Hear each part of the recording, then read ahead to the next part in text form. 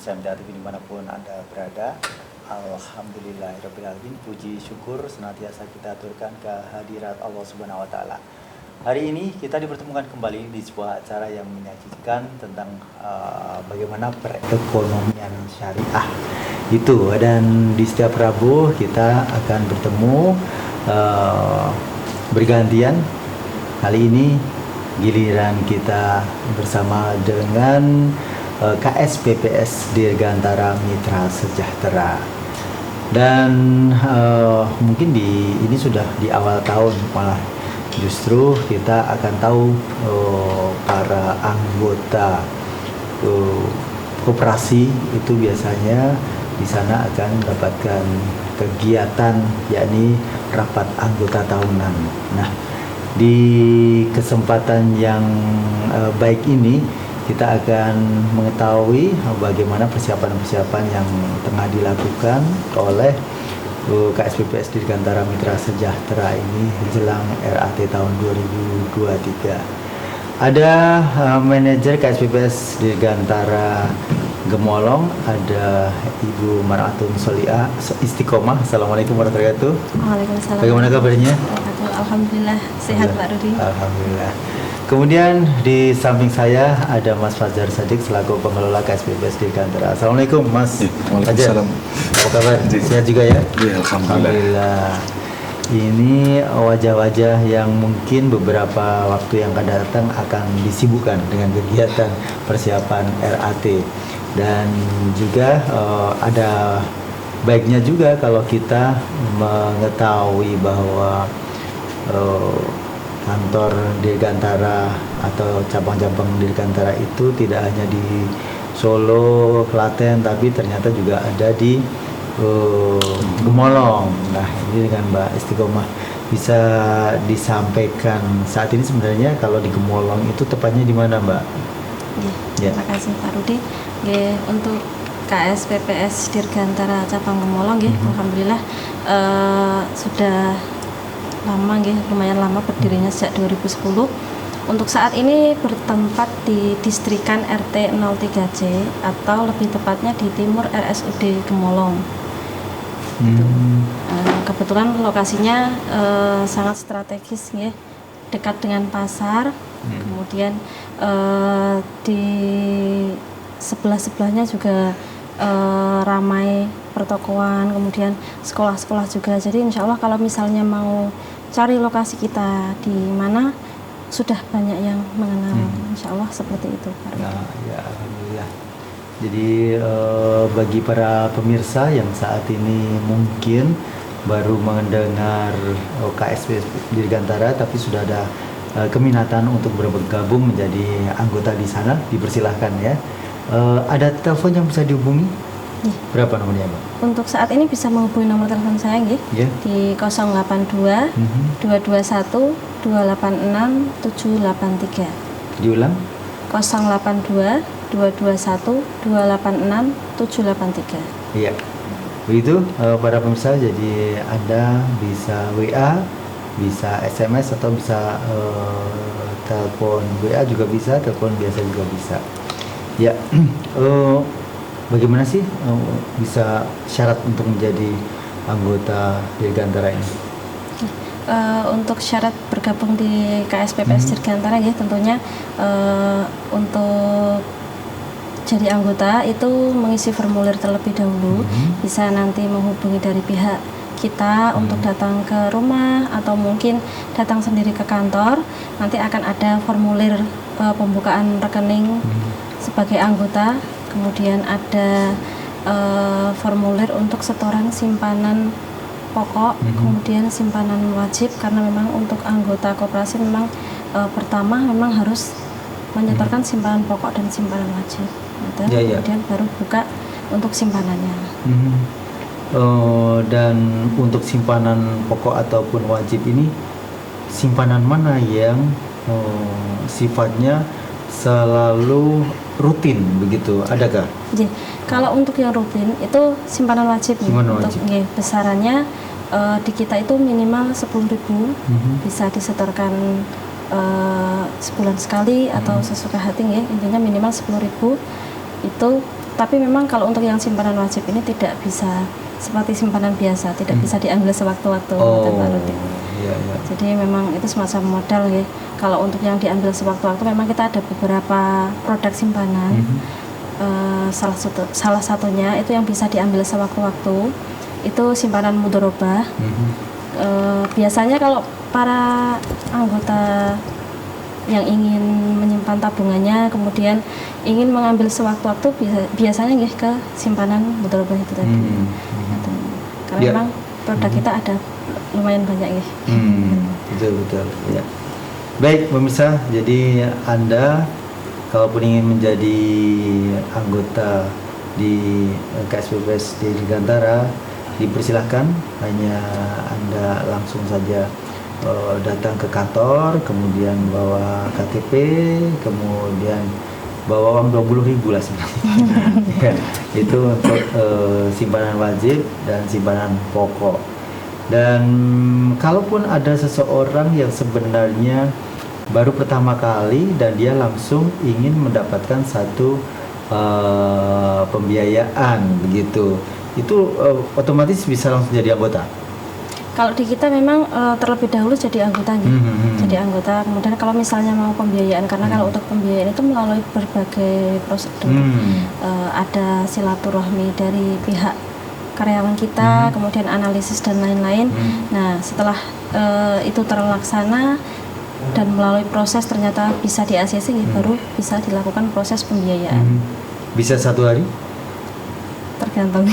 Ya, misalnya dia seseorang atau saya mungkin langsung ingin menjadi katakanlah ingin satu pembiayaan begitu, membeli motor, dan saya belum punya BPKB tentu saja.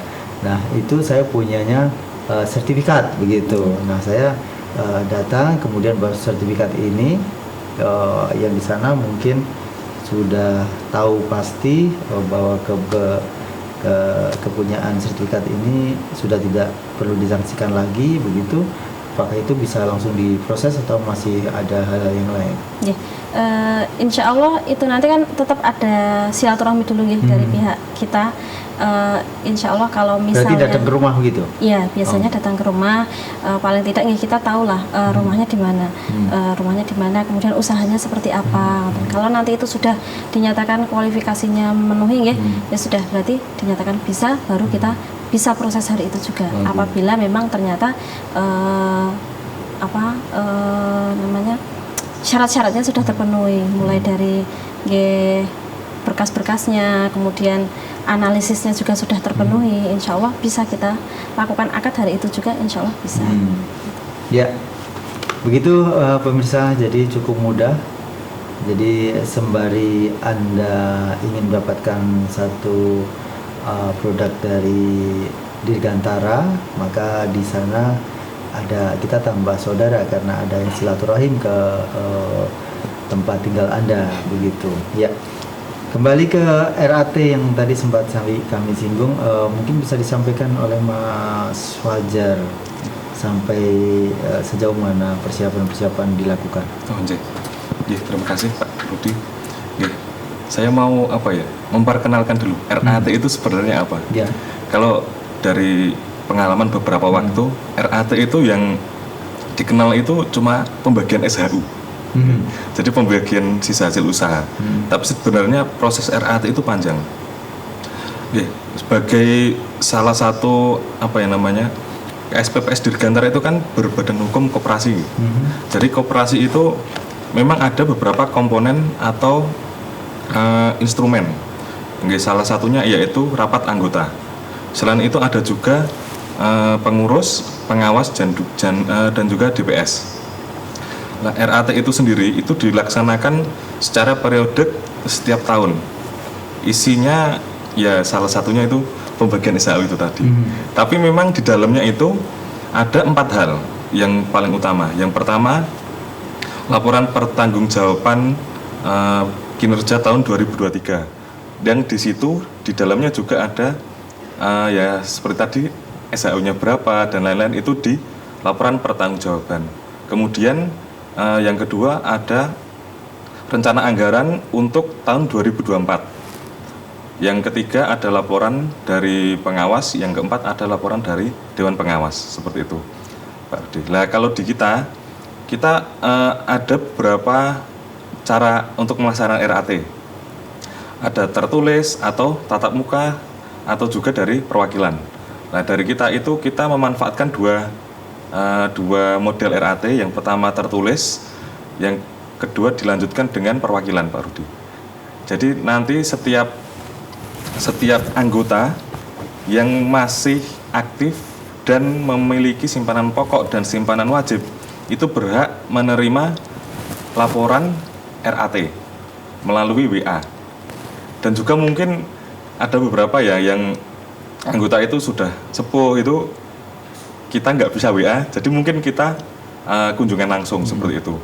Intinya kita kasih link di WA tersebut untuk mengisi Google Form yang di dalamnya sudah ada terkait lampiran laporan, terus kemudian rencana anggaran untuk tahun depan, laporan pengawas dan laporan DPS, seperti itu, Pak Rudi. Ya, baik. Jadi pemirsa, tadi sudah sedikit disinggung tentang pelaksanaan RAT, diantaranya adalah apa-apa yang sudah dicapai di kegiatan koperasi, kemudian ada juga biasanya pemilihan pengurus juga ya. Tuh. Ya bisa jadi. Oh, kok bisa jadi? Ini berarti kalau belum tentu. Iya, kalau pengurus itu kan di ART kita ada aturannya berapa tahun sekali gitu ya. Ya. Dan juga tadi pembagian SHU ya, itu yang ditunggu-tunggu. Itu yang ditunggu-tunggu oleh siapa sebenarnya? Karyawan satu, kemudian anggota atau siapa saja, Mas? Kalau SHU itu kan berarti kan sisa hasil usaha gitu. Itu yang pertama ya jelas pengelola itu jelas ada, kemudian di pengurus juga ada, kemudian di pengawas dan lain juga ada. Tapi yang paling penting itu di anggota. Anggota itu siapa yang berhak? Masa semua anggota berhak kan? Bisa jadi nggak bisa. Karena kalau di kita itu yang memiliki simpanan wajib, Pak Rudi, pemirsa. Jadi kalau seperti yang disampaikan Mbak Isti tadi, itu kan kita ada beberapa fasilitas gitu. Kayak simpanan berjangka, simpanan biasa, mudurubah gitu. Jadi itu tidak menghasilkan SHU.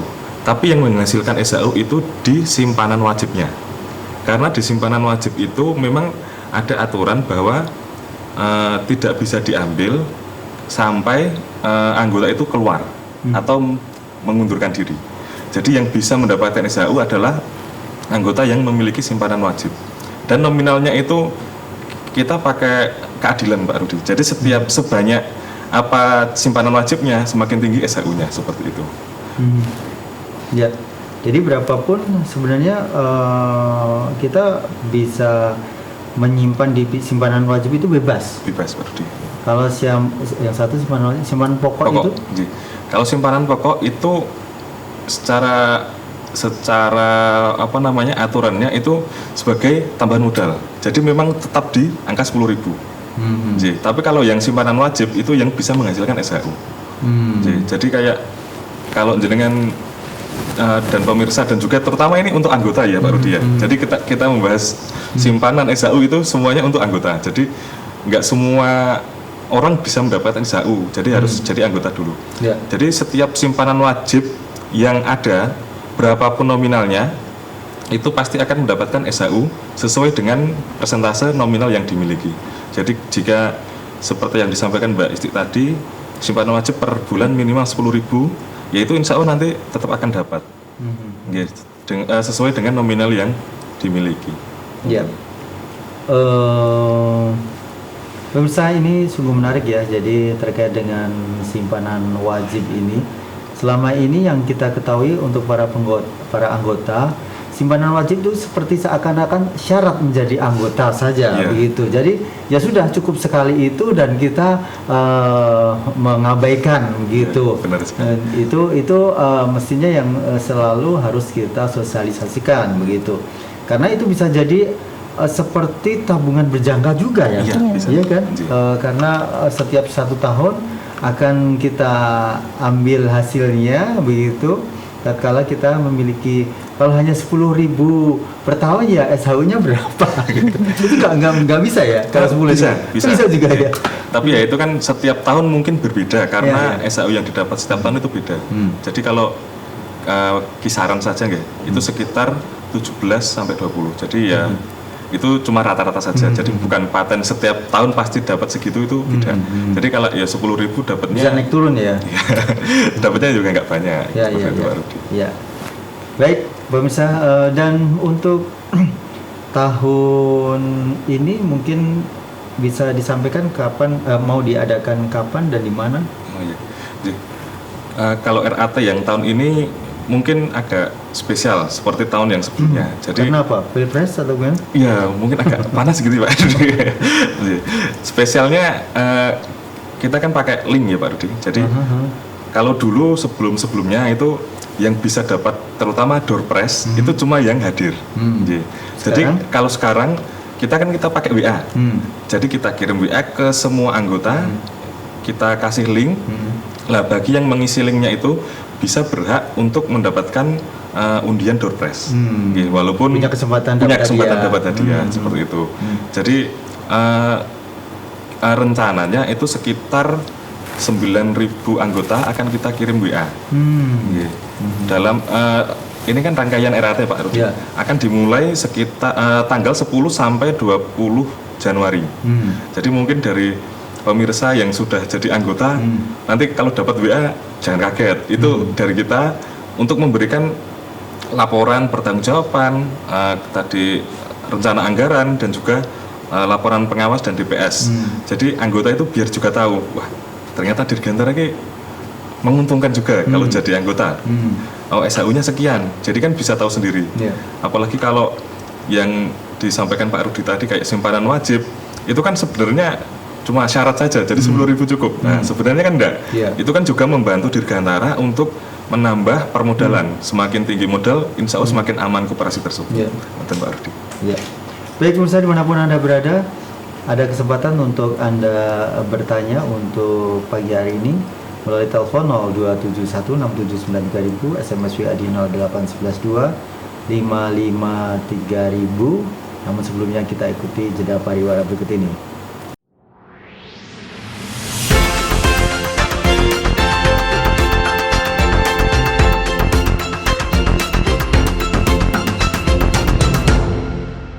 Baik pemirsa dimanapun Anda berada, Anda masih menyimak sajian Ecobis Syariah untuk pagi hari ini bersama tamu-tamu kita dari Dirgantara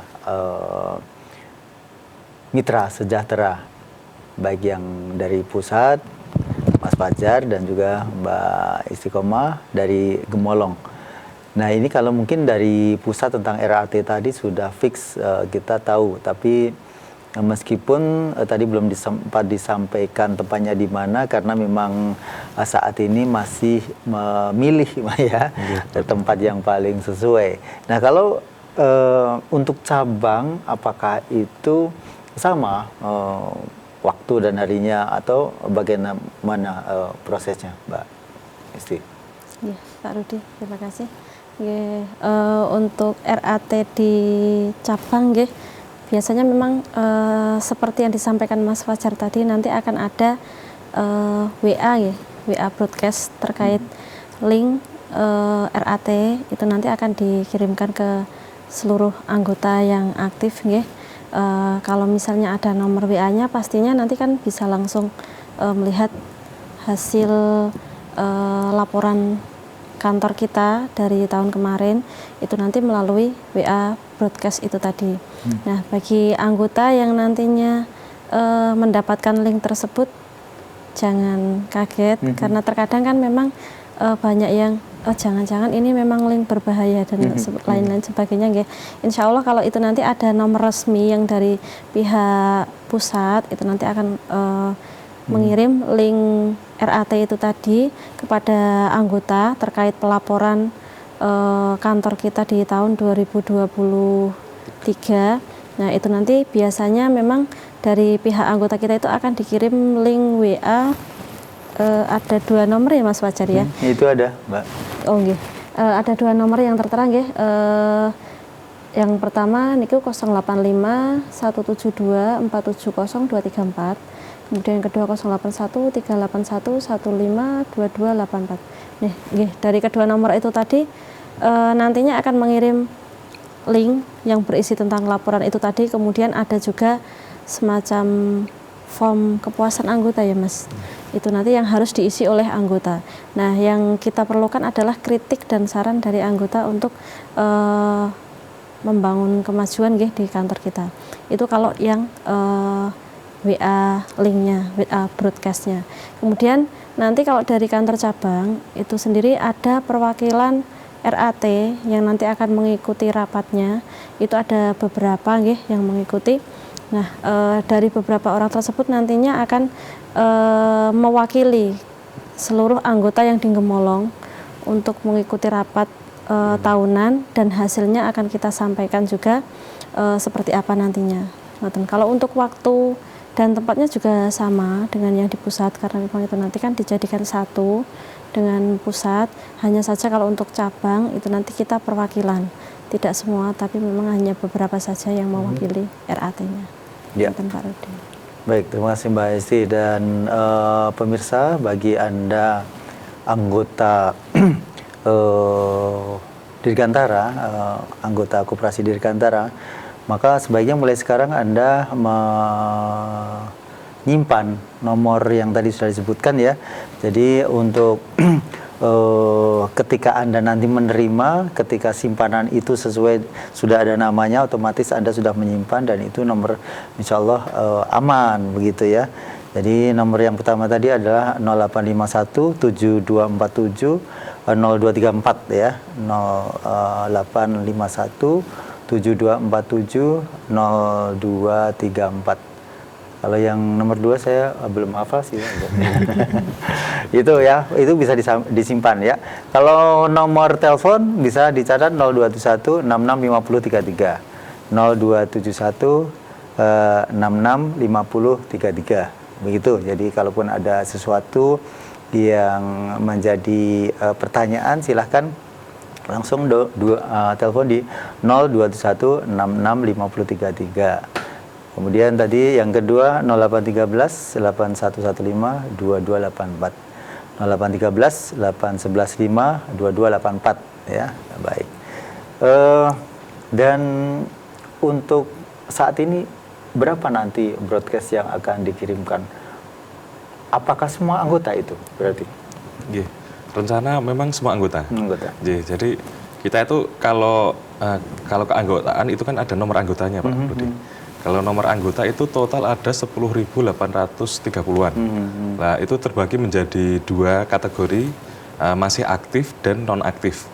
Gitu. Jadi kalau di koperasi itu kan keanggotaan, bukan keluar sebagai anggota, tapi non-aktif sebagai anggota. Seperti itulah. Yang kita kirim itu nanti di anggota yang aktif, yang totalnya sekitar 9.100 anggota. Jadi semuanya, insya Allah selama masih ada nomor kontaknya dan belum non-aktif, itu insya Allah kita kirim link WA-nya. Nah, itu akan dilaksanakan pada tanggal 10 Januari sampai 20 Januari.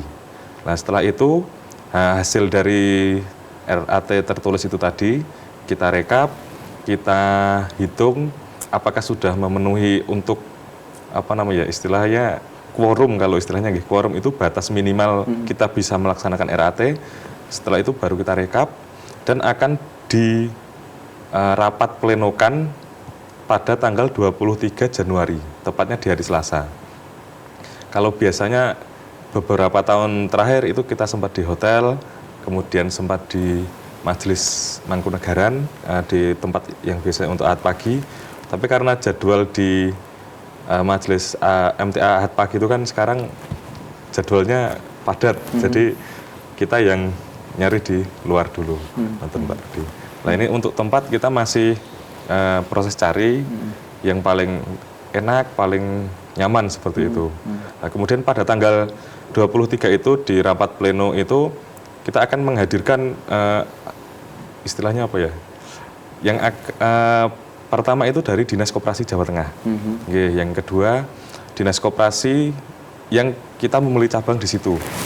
Jadi ada 3 nanti, Dinas Koperasi Sragen ya, kemudian Dinas Koperasi Solo, kemudian Dinas Koperasi Klaten. Selain itu juga kita akan juga mengundang kalau beliau berkenan Al Ustadz yang akan, kalau biasanya sih beliau berkenan gitu, dan juga pengurus-pengurus dari Yayasan MTA seperti itu Pak Rudi. Ya. Ya, baik, itu gambaran dari nanti penyelenggaraan RAT yang tempatnya masih kita nantikan informasinya. Kemudian untuk tadi sebutan yang tidak aktif itu maksudnya tidak aktif apa? Tidak aktif nabung, tidak aktif nomornya, atau tidak aktif apa ya? Kalau tidak aktif itu bisa jadi beliau mengundurkan diri jadi anggota, itu bisa jadi nonaktif. Yang menjadi tanda itu jika simpanan pokok dan simpanan wajib itu sudah kosong, itu sudah pasti nonaktif seperti itu Pak Rudi. Oh, sudah lunas begitu? Sudah selesai atau belum? Belum lunas ya? Iya, belum. Sebenarnya bukan masalah lunas sebenarnya. Tapi memang dari anggota sudah tidak berkenan jadi anggota lagi, itu biasanya mereka menarik simpanan wajib dan simpanan lainnya, sehingga saldo simpanan yang tadi pokok wajib dan lainnya itu sukarela, entah itu simpanan biasa atau simpanan pendidikan dan lain-lain, itu sudah kosong, itu bisa disebut anggota nonaktif. Oh, ketika anggota itu menarik simpanan pokok wajibnya, itu berarti anggap saja bahwa sudah tidak aktif lagi. Iya, tidak aktif lagi. Ya. Dan masih bisa aktif lagi dengan mengisi simpanan pokok dan wajib tadi. Karena memang kalau dari yang disampaikan Mbak Isti tadi, syarat jadi anggota itu kan mengisi form, yang kedua mengisi tabungan simpanan pokok dan juga simpanan wajib. Jadi ketika simpanan pokok dan wajib minimal per saldo 10.000, jika sudah tidak ada, berarti kan syarat keanggotaannya sudah tidak terpenuhi. Jadi bisa dianggap nonaktif, seperti itu Pak Rudi. Ya. Berarti broadcast ini tidak tidak secara apa ya, semua terkirim begitu ya? Iya, benar. Apa tidak ada baiknya ketika ada notifikasi semua yang dulu pernah memiliki komunikasi atau apa yang pernah bertransaksi di Dirgantara itu semuanya mendapatkan broadcast, karena itu menjadi notifikasi yang mengingatkan kembali bahwa kita mumpung saat ini kita lagi bingung gitu, kemana ya? Nah, ini ternyata, oh iya, dulu pernah kita ke Dirgantara dan semuanya lancar dan sebagainya. Nah, itu bisa jadi sesuatu yang bagus sih, tapi semuanya kan tergantung mohon maaf, pengurus yang ada di sana. Dan selama ini seberapa banyak atau persentase kepuasan para anggota itu terhadap layanan yang ada di Dirgantara? Kalau kemarin ini kan baru mulai broadcast itu Pak Rudi. Jadi memang di rangkaian ini pada minggu-minggu ini, jadi dari hari Selasa sampai Jumat ini nanti, kita memang buka trial atau pra RAT. Jadi kita ngirim link kepuasan anggota. Iya, seperti gitulah. Kepuasan anggota terhadap Dirgantara. Jadi memang ada 3 rangkaian utama gitu Pak Rudi. Yang pertama itu tadi pra RAT, kita ngirim link terkait kepuasan. Yang kedua kita nge-link RAT, kemudian baru di plenonya. Nah, ini baru di proses yang penilaian kepuasan terhadap Dirgantara. Tapi itu memang belum selesai karena baru direkap kemungkinan hari Sabtu seperti itu Pak Rudi. Jadi untuk hasilnya kemungkinan untuk kita laporkan di pertemuan kita selanjutnya seperti itu. Baik, alhamdulillah, mudah-mudahan ini akan menjadi evaluasi dari Dirgantara, entah itu hal-hal yang baik yang keesokannya akan ditingkatkan begitu, ataupun hal yang menjadi evaluasi ketika hal itu perlu dievaluasi atau akan dibenahi untuk pelayanan dan lain sebagainya. Ya. Kemudian selama ini seperti apa para pelanggan itu menyikapi atau pilihan-pilihan apa sehingga mereka merasa mendapatkan satu kemudahan ketika berkegiatan dengan Dirgantara ini? Jadi kalau maaf saya rela dulu Pak Rudi, bukan pelanggan tapi anggota. Iya. Karena agak beda gitu. Iya, Pak. Kalau sebagian besar ya memang kalau kita kan saling memberi manfaat seperti itu Pak Rudi. Jadi jika anggota itu mempunyai dana lebih, itu bisa dititipkan ke kita, entah itu melalui simpanan biasa atau memang perencanaan untuk anak sekolah melalui simpanan pendidikan atau simpanan investasi pendidikan, itu bisa. Jadi kita saling menguntungkan saja. Dan jika ada anggota juga yang memang membutuhkan dana, membutuhkan barang kayak sepeda, HP dan lain-lain, bisa melalui kita. Dengan kita kan juga melakukan kemitraan dengan beberapa pihak, entah itu dealer, konter HP dan sebagainya. Jadi kalau memang benar-benar pengen, terutama yang memakai akad syariah, sebagai contoh yang paling gampang itu pembelian. Semuanya kan akad syariah. Iya. Maksudnya ada kalau terutama yang maksudnya kalau anggota yang memang mau ke akad syariah melalui kita itu insya Allah bisa seperti itu Pak Rudi. Jadi enggak kan kalau akad syariah itu kan pilihan ya Pak Rudi ya. Jadi dari anggota, wah Dirgantara bisa akad syariah, ya kita ke situ aja gitu. Jadi memang kita kan nggak bisa memaksa untuk anggota itu memakai akad kita. Jadi memang itu pilihan dari anggota. Tapi kita memang memberikan beberapa pilihan untuk skema akad yang kita berikan. Sebagai contoh kalau anggota itu, Mas ini saya butuh motor karena anak saya mau sekolah. Nah, kita itu bisa. Kita pakaikan akad jual beli, insya Allah bisa. Iya. Baik, terima kasih Mas Fajar, Mbak Istiqomah. Semoga Dirgantara semakin bagus untuk layanannya, kemudian memberikan satu kepuasan kepada para anggotanya, kemudian di masa-masa yang akan datang senantiasa bertambah kemudahan yang bisa diakses ketika kita menjadi anggota di Dirgantara. Misalnya ketika saya mempunyai tabungan yang ada di luar begitu, di satu bank syariah di luar, kemudian ingin memindahkan ke Dirgantara karena mungkin karena jauh saya harus transfer. Nah ini kan agak sulit juga ketika memang belum ada satu kemudahan mungkin melalui teknologi digital yang kita saat ini semua sudah paham, sudah tahu. Nah, mudah-mudahan di masa-masa yang akan datang itu semuanya bisa direalisasi menjadi fasilitas untuk para anggota. Terima kasih. Assalamualaikum warahmatullahi wabarakatuh. Waalaikumsalam warahmatullahi wabarakatuh. Pemirsa dimanapun Anda berada, demikian tadi sajian Ekobi Syariah untuk hari ini bersama KSPPS Dirgantara Mitra Sejahtera. Insya Allah kita akan bersua di lain kesempatan. Saya Rudi Ervianto. Assalamualaikum warahmatullahi wabarakatuh.